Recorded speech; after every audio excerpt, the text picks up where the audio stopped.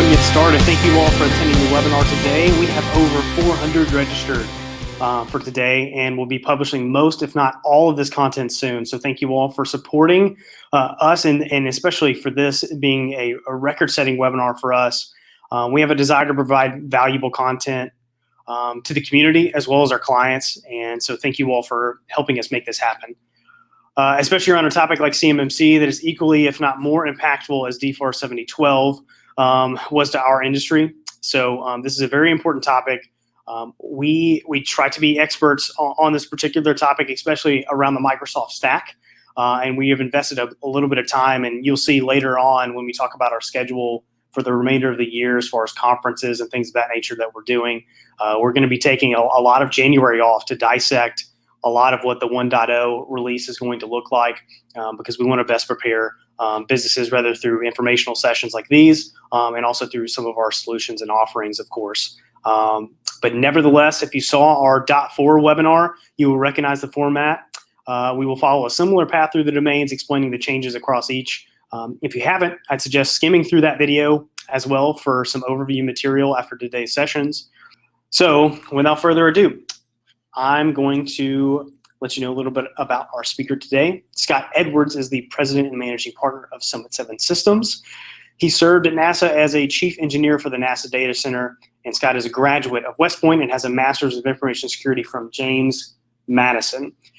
I am going to hand it over to Scott. You have 400 people's attention, so no pressure. All right. Well, thanks a lot, Sean. I appreciate it. Excited to jump into this topic today. It's something that has obviously been a buzz in the industry for the last number of months.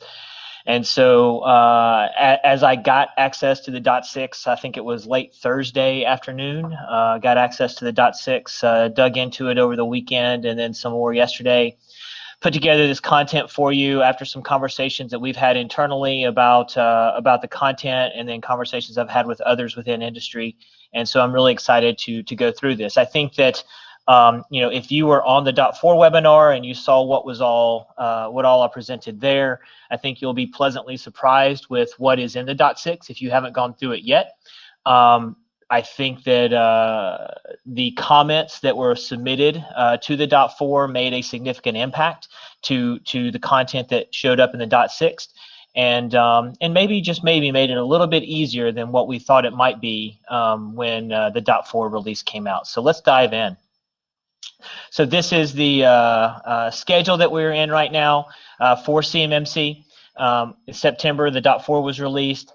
September 25th, we had comments ended. They released the .6 on November 7th. And with that .6 release, they did not release the controls for the L4 and L5, for CMMC L4 and L5. So we're still waiting on that content. From what I understand, it is expected to be released in what they are calling the .9. And that is expected to drop in December. I don't have a specific date for it yet, but that is what I have been told. So we will be looking at doing some kind of event around the L4, L5 release, probably in mid to late December, based on that kind of schedule. So we'll wait to see what happens there. The schedule for CMMC, we're still looking at January 2020 for the 1.0 release. And then January to March, they'll be doing the auditor training, June with the RFIs, and then fall of next year for the RFP inclusion of CMMC requirements. So that's kind of the schedule as we know it right now, based on all the listening sessions. It's stayed pretty consistent since the initial release of CMMC, the conversations that were had, and the timeline that Ms. Arrington had in mind. And so I haven't seen a lot of slip in that schedule thus far. All right, so let's go ahead and jump into the overview. So the framework, you'll notice now there are only 17 domains now in the CMMC model framework instead of 18. In the .4, we had 18 domains. Cybersecurity governance is the domain that got dropped between the .4 and the .6. So within the domains, there are capabilities. The capabilities are numbered. And then within each capability, there are practices or processes. And those essentially, you can think of those as the controls that need to be put in place to enable that specific capability. And we're going to go through those capabilities and those practices and processes as part of the webinar today. So with the practices, We talked about 17 domains, and then each domain is broken down into practices. So these are the number of practices / controls that are in place based on the .6 release. You'll notice for level 1, we're at 17 practices. There were 18 practices removed between the .4 and the .6 release. For L2, we have 58 practices. They removed 57 from .4, and L3, we are at 56 practices, where they removed 35 from the .4. So you can see that essentially half of the controls for L1 through L3 were removed between the .4 and the .6. So it's pretty significant. If you're going to do all, if you're going to do CMMC level 3, at this point, it looks like you're going to have a total of 131 practices versus with NIST 800-171, there's 110 controls. So you're looking at an additional 21 controls over and above NIST 800-171 if you're looking at CMMC level 3. So important to keep in mind that these are cumulative. So, and I've got a slide that calls this out here in a little bit, but for example, if you want to do level 2, you'll have 75 practices that you'll have to do. That would be the 17 level 1 practices plus the 58 level 2 practices. If you want to go to level 3, then you would have a total of 131 when you add the 56 practices to the 75 previously talked about for L1 and L2. So that's kind of how it's going to be laid out. Know that it is cumulative, so you can see the numbers. They did publish the numbers of practices that they're going to have in L4 and L5, although they did not publish the exact practices themselves. So with L4, you're looking at an additional 62 practices, and with L5, you're looking at an additional 26 practices, which brings us, if I'm doing my math right, up to, what is that, 130, 219, I think is the right math there. So 219 total practices if you're going to do CMMC level 5. Okay? All right, so let's go ahead. On the process side, with the elimination of one of the families, we obviously dropped some processes there.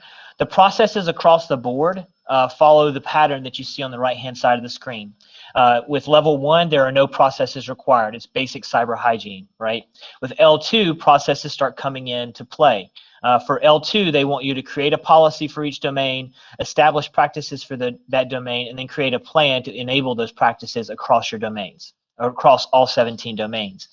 When you move up to level 3, then you have to have a process to resource the plan that you created, and then review the activities from that plan as part of level 3. When you move up to level 4 and 5, it talks about informing management, reviewing for effectiveness, standardizing documentation, and then finally sharing improvements. So you can see as you move up the level of maturity with CMMC, there's more process that's enabled around each individual domain. So 17 domains, 3 processes required, 3 times 7 is 51, and so 3 times 17 is 51. That's where we get the 51 processes for level 2. Okay? So I see a question that came in that said, how do you know what level you will need to be in? Well, this is all going to depend on the contracts that you're pursuing. So in the section L&M, or when there are RFPs released by the government, they're actually going to call out in the contract what level CMMC you must be at to submit a proposal for that specific contract. So that's how you will know. Okay, let's go on to the next slide. All right, so one important thing that I noticed as I was going through this release is FCI versus CUI, or Federal Contract Information. So this is something that with NIST 800-171 was not really a thing. FCI obviously has always been there, but 800-171 has always talked about controlled unclassified information. And controlled unclassified information is obviously of a higher sensitivity level than federal contract information. So what I did is I went and because there hasn't been a lot of talk about FCI in the industry, I went out and I pulled out the definition from the CFR and put it here on the slide. So it's essentially information that's provided by or generated for the government under a contract to develop, deliver a product or service to the government, and does not include publicly available information. So essentially anything that you get or build or develop for a federal contract is considered federal contract information. There's a subset of that information that is considered controlled unclassified information. Okay, so what they have done is they have gone through, and where they used NIST 800-171 controls for level 1 and level 2, they replaced CUI in those controls with FCI. Okay, so it basically made it broader. So in level 1, in CMMC level 1, there's one control that specifically calls out the type of information that's impacted, and it calls out FCI. In level 2, it specifically calls out FCI in 9 controls. When we move up to level 3, with NIST 800, with all the NIST 800-171 controls, they all already identified controlled unclassified information, and there's 11 controls that specify controlled unclassified information. So the important point here is, it is not necessary that level 1 and level 2 companies have access to controlled unclassified information. They only may only be dealing with FCI, or federal contract information, but the government wants you to protect that FCI to the same standard that previously we were only protecting controlled unclassified information with, for those 10 controls specifically that are referenced through CMMC. Okay, so I know that that's a little bit of a curveball, but the government seems to be expanding the data set that needs to be covered by these controls. So that's interesting. So here's a diagram that's been used. I'm sure many of you have seen this diagram before. So if you look over here in the gray area, when we're looking at contractor's internal system, you see the darker gray. Darker gray level here, that's FCI, or federal contract information. Then you have controlled unclassified information, and then a subset of controlled unclassified information being covered defense information. Okay, so they with the movement of taking these 800-171 controls and applying them as part of the CMMC, they've expanded the boundary of the data that needs to be protected from just CUI and CDI to FCI for the L1 and L2 companies. I hope that makes sense to everybody. If you have questions on it, feel free to ask, and I'll do my best to answer those. All right. Okay. Before we jump into the source material here, I do see a question from a longtime attendee of our webinars. Any thoughts on how the CMMC relates to C through G from DFARS 252-204-7012? So quick answer on that is essentially they are two different regulations. There are a technical control in a contract, which is what CMMC is, and a regulation that's in place for DFARS. They are completely separate. So on the front end of a contract, you're going to have to meet the CMMC control, the CMMC audit, to be able to bid for a contract. And then once you win that contract and you sign your reps and certs and you sign up to actually sign the contract, you're going to have to meet the DFARS controls. So you're going to have to do both.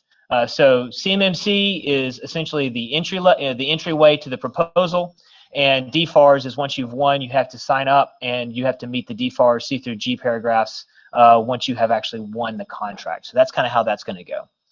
All right, so let's talk a little bit about source material. What you see, I updated this slide from the .4 webinar. You see on the slide the controls that are primarily, or that are used or referenced throughout the practice levels. Okay, the practices. The primary and overwhelming source of all this material is the NIST 800-171. Okay, all but 21 controls in level 1 through 3 specifically call back to NIST 800-171. The other 21, there are some that come from the CMMC working group, CIS controls, the ISO controls, the Australian and UK cyber controls. These are some of the areas that are primarily focused for CMMC source material, and I actually call out the sources as we get into the domains, which we're going to go ahead and jump into. All right, so if you recall the .4 webinar, I basically walked through each control set or each domain and talked about what's there, and I'm going to do the exact same thing here. All right, so the first domain that we have up is access control.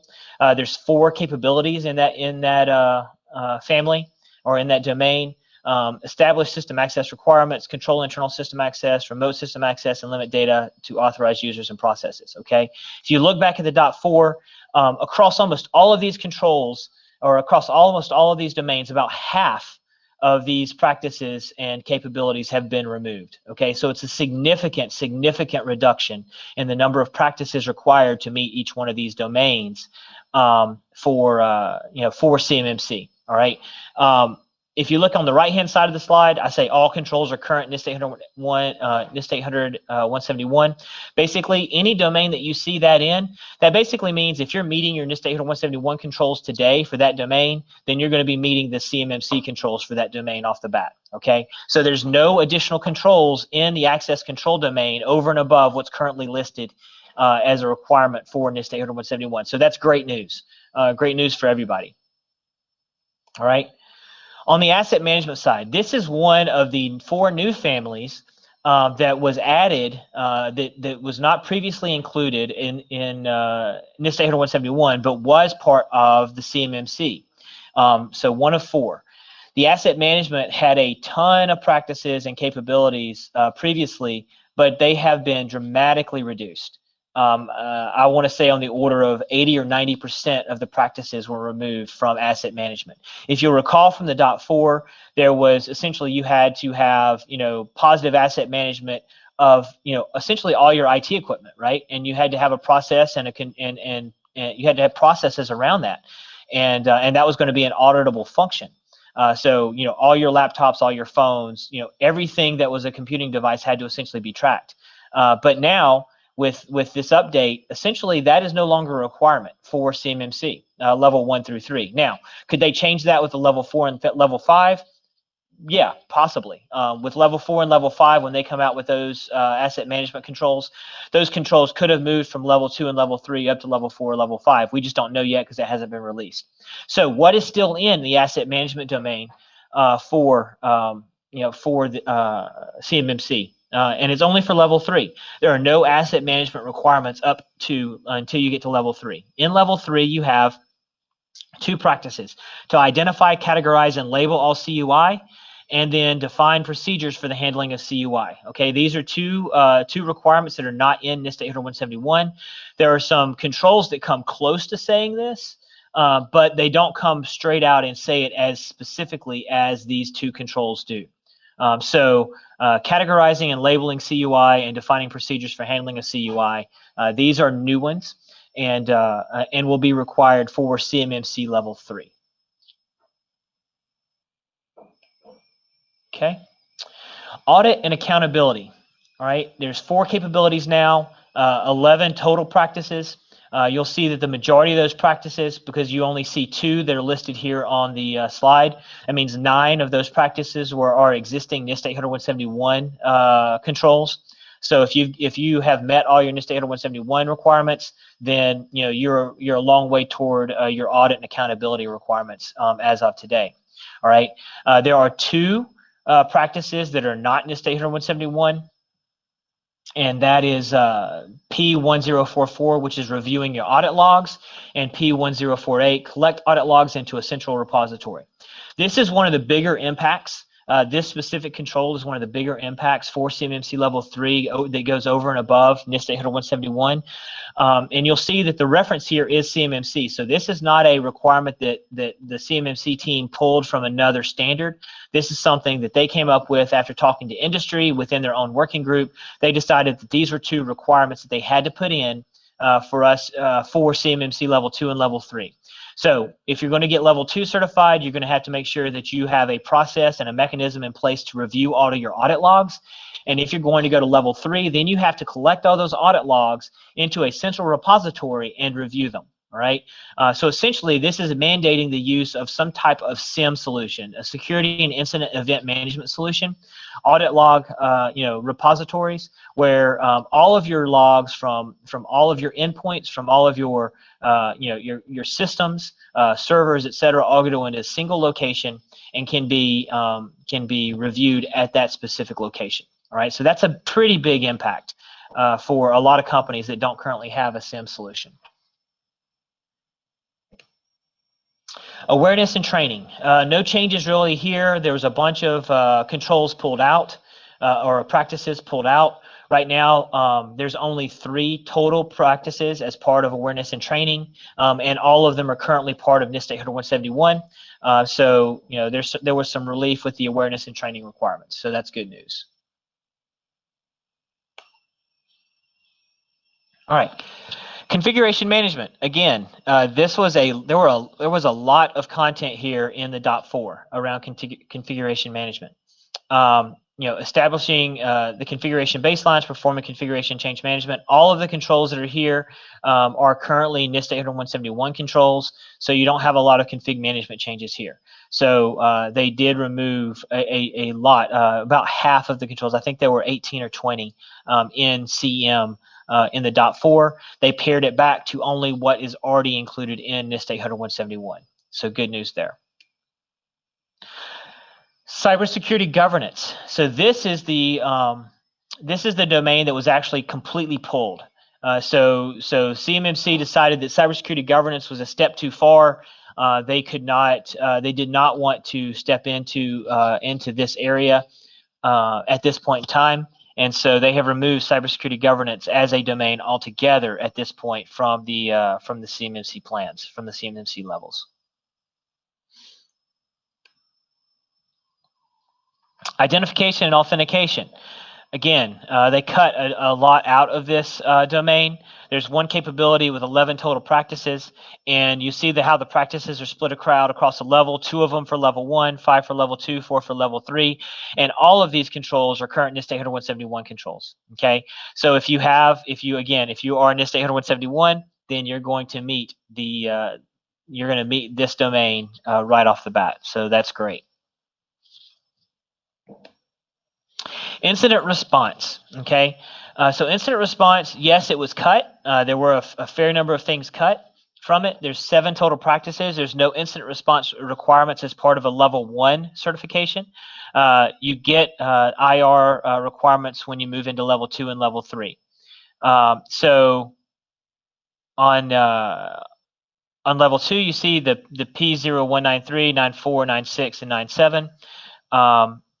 Detect and report events, analyze and triage events to support event resolutions and incident declaration, develop and implement responses and declared incidents, and perform root cause analysis. Okay, so these are all going to be requirements for level 2 and level 3 as you are doing incident response. Big impacts here are going to be making sure that you have a process for root cause analysis. A lot of times these do not get identified. Once an event happens and you've recovered from an event, many people just kind of let it go and don't actually do root cause analysis. So now you have a requirement to do root cause analysis. And the second piece is actually detecting and reporting events. A lot of organizations, especially at the basic cyber hygiene level, they don't do that today. They're not going to be required to do that in CMMC. But once you move into level 2, you're going to have a requirement to detect and report events internally at a minimum, and then analyze those events, recover from those events, and perform root cause analysis on those events.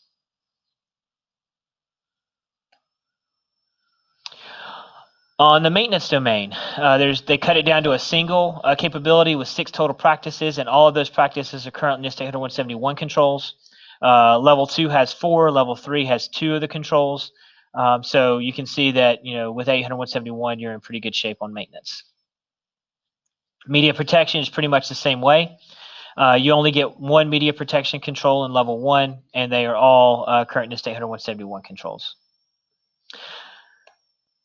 Personnel security, the same. All right, 2 total controls or practices, and they are 800-171. Physical protection, again, they cut out a number of capabilities and practices. Physical protection is heavy on level 1. This is part of basic cyber hygiene is controlling who has physical access to your environment, and so most of those controls are in level 1. Level 2, level 3 bring a couple of the 800-171 controls with it, but again, 800-171 covers everything that you need here. Now, recovery. This is the other big impact for companies that are currently 800-171 and want to move into CMMC level 2 or 3. Okay. They added backup requirements, and these backup requirements came from the CIS controls. P1137 is regularly perform and test data backups. I know that seems like a no-brainer, right? Everybody obviously does, performing and testing backups. except that everybody doesn't regularly perform and test backups. You'd be surprised by the number of companies out there who do have no backups of any kind and have never tested the backups that they have. So this is actually putting it in as a requirement now. It was not a requirement in NIST 800-171 to do this. It is a requirement now under CMMC. Okay, that is a level 2 requirement. Under level 3, you have P1139, regularly perform complete and comprehensive data backups and store them offsite and offline. So this comes from the CIS controls family 10. Specifically, the offsite and offline comes from the 10.5 control within the CIS. And what this specifically is talking about is not necessarily having data backups that you have on a tape or on a drive and you stick it in a safe, or you ship off to a storage location. Although that would work. What they're talking about with offsite and offline in the CIS specifically is that it is not always addressable by the operating system that is by the system that is doing the backups. So what that means is if you have a setup, say an online or cloud-based or some kind of backup solution that does a backup and then severs the communication control and access from the source environment, so that source environment can no longer touch the backup environment, then that would meet the requirements of CIS 10.5. Okay, so it doesn't mean that you have to have backups that are on tape or on disk and basically completely air gapped. This basically means that you have to have them in a situation where that if that machine is compromised, by compromising that machine, it does not also potentially compromise the backup location. That's the important point with this recovery domain. So backup capability is a big one. This is one of the bigger technical impacts from the changes for CMMC. All right, on to risk management. Again, this is another one that has additional controls practices over and above NIST 800-171. You'll see the three 800-171 practices are all level 2. And these 3 that you see on the screen are level 3. Okay, so P1144, which is periodically perform risk assessments. Those come from the resilience maturity model. 1146, develop and implement risk mitigation plans, and 1147, manage non-vendor supported products separately and restrict as necessary to reduce risk. That one comes from the CMMC working group. So this is one that I haven't actually questioned into the CMMC team about exactly what they mean there. That's pretty, with 1147, that's relatively vague on what they actually mean by, support them separately and restrict as necessary to reduce risk. There's a lot of room there for, interpretation on what that means, but what they're trying to get at is essentially if you have hardware or software that is no longer under support, is end of life, and you cannot remove it from your environment because it is key to running a key piece of equipment. Let's take a manufacturer, for example. I've been in lots of manufacturing floors where there's still Windows XP sitting on the manufacturing floor running some kind of CNC machine or some kind of manufacturing machine, and there's never been an update from the vendor to allow that piece of software to run under another operating system. Okay, and so what I believe that they're getting at with 1147 is that they want that piece of equipment to be essentially supported separately and offline from the rest of your network so that it does not potentially compromise the rest of your environment and act as a jumping off point for attacks within your environment. So that's what 1147 is getting at. I've got some questions about, some specifics on how that's going to be implemented and what the requirements are to quote unquote restrict as necessary. But unfortunately, I don't have those answers quite yet.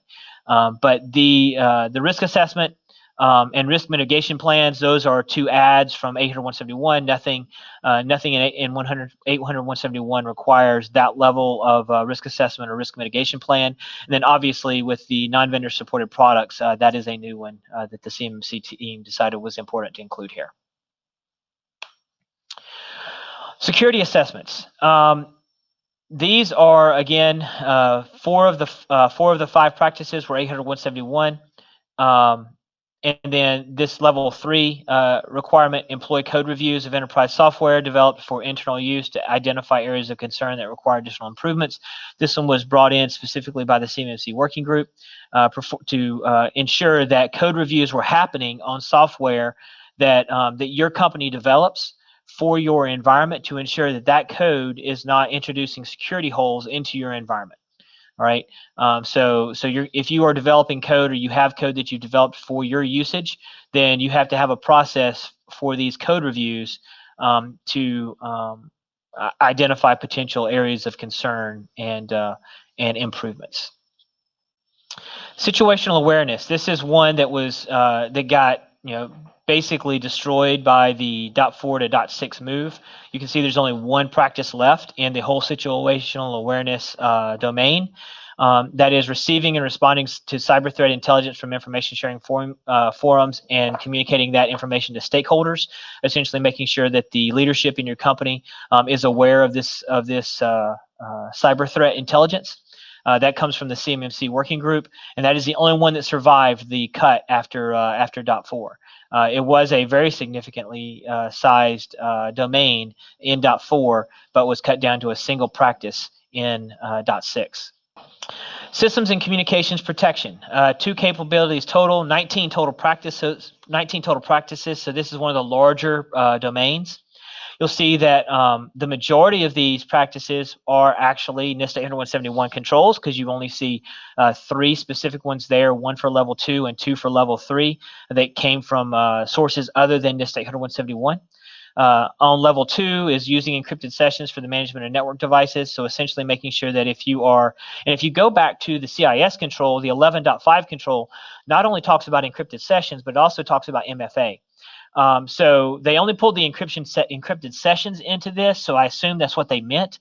But if you go back to 11.5, it says you have to use multi-factor authentication as well as encrypted sessions for the management of network devices. Okay, for level 3, and keep in mind that that's a level 2 control. That is not a level 3 control. On level 3, they want you to implement a number of controls around things like DNS filtering. Making sure that you have a DNS filtering service to protect, so that you basically can protect, what DNS names or that your users, your systems are reaching out to. And then on 1193, this is a policy control that you need to put in place, basically telling your users that they can't put CUI on publicly accessible websites. All right, that seems like a no-brainer. But the CMMC team felt like it needed to be called out here, so they created this control or this practice specifically around that.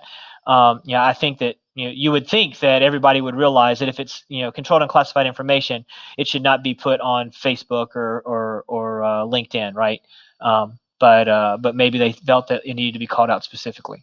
Okay, so here is a question. Let's see, do you have any insight into how the process portion will be audited? Do you expect it to be similar to CMMI? If so, CMMC a 2-prong evaluation for controls and process. Yes, I would expect that. There's going to be a process component.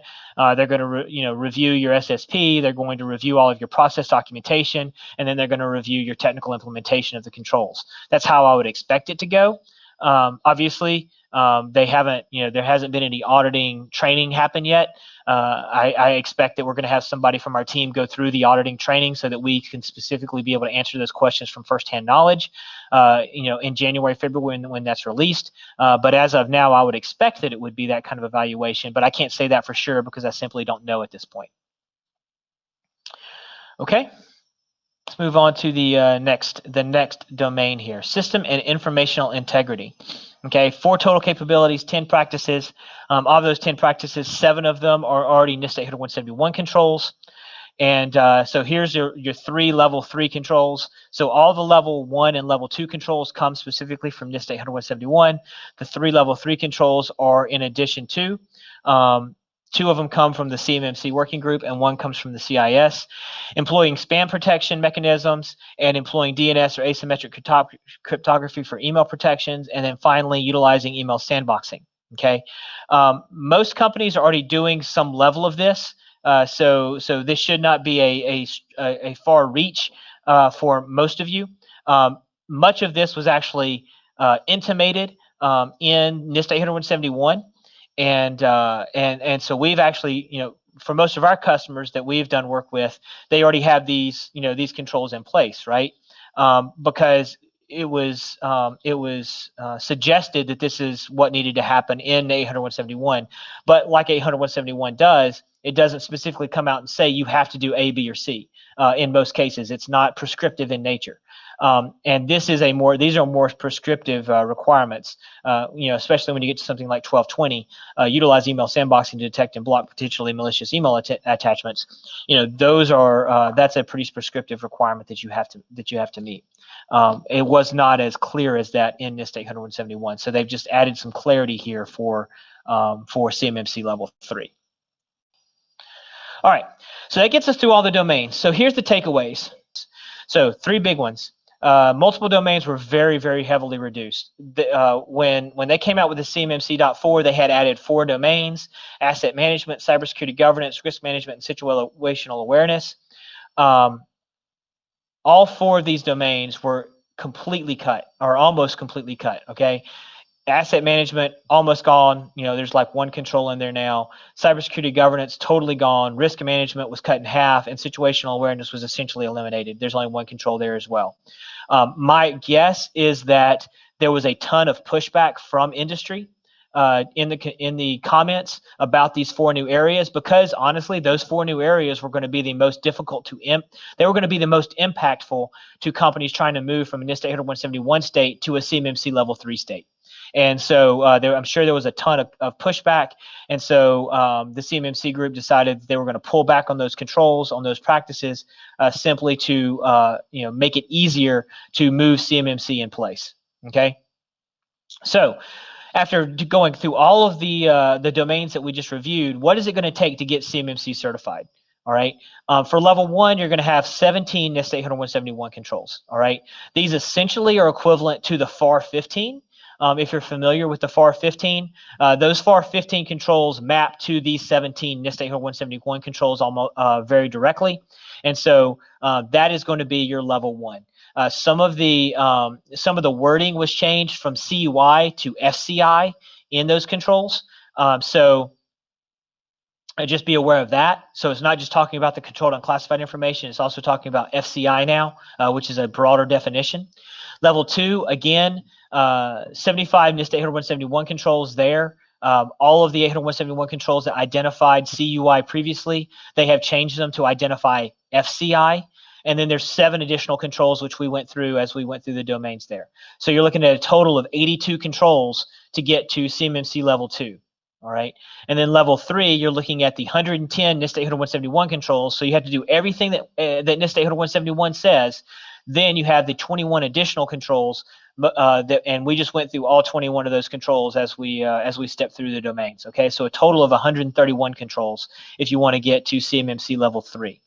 Level 4 and 5, we don't know yet, right? We're waiting on those releases, and as soon as those are released, we're going to try and have a similar session to this to go through only level 4 and level 5.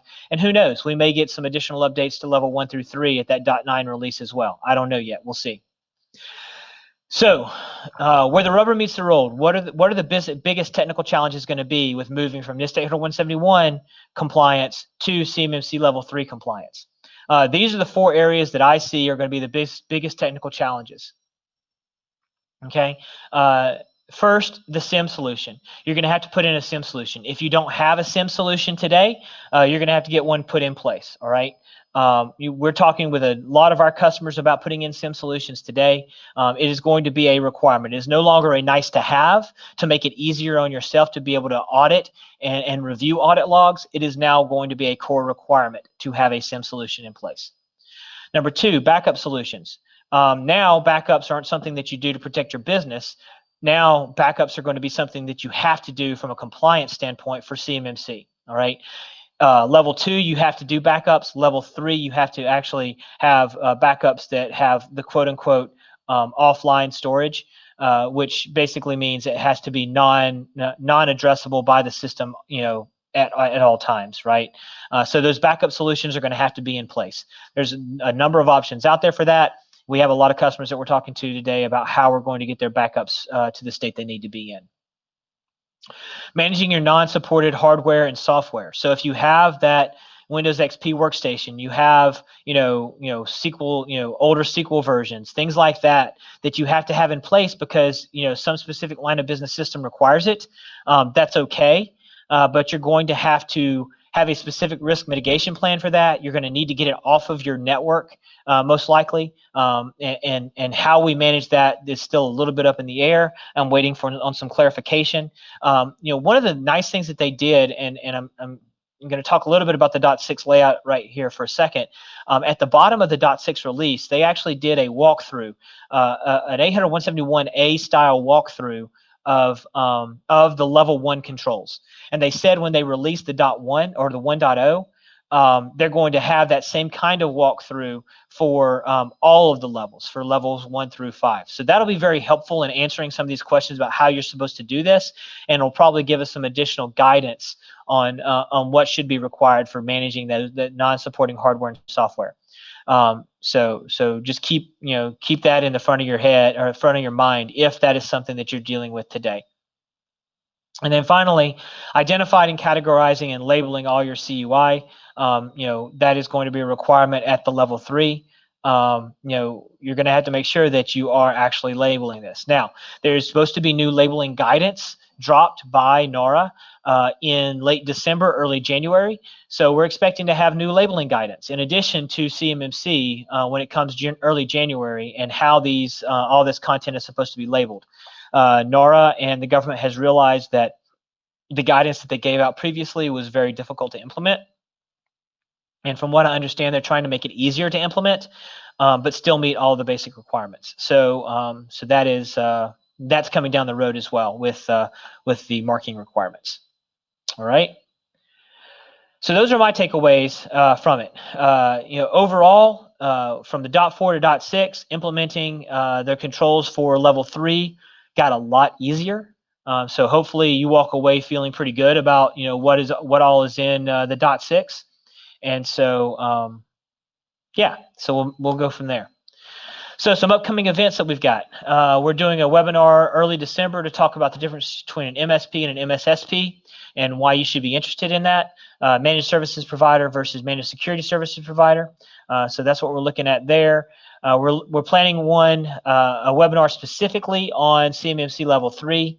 Right now we have it for February 11th. That's probably going to be pushed up based on the release of 1.0. We would rather pull something in rather than push it out. So we have it out in February right now, but it'll probably end up in mid-January. Just keep your eye on that. We have a couple conferences that we're going to be attending. We've got the NDIA Cybersecurity Workshop that starts tomorrow. So we will be down there. We're actually sponsoring a lunch down there at that event. And so in January, we're not going to do a lot in January outside of potentially the webinar for CMMC level 3, simply because we're mapping CMMC 1.0 to all of our current solutions and services. Finally, we've got the AUSA Global Force Symposium that's going to be here in Huntsville in March, and we will be at that event as well. Okay, so with that, we're going to jump into some Q&A. Give me a second to take a look at the screen here and see what all we've got, and I'll try and answer some of these questions.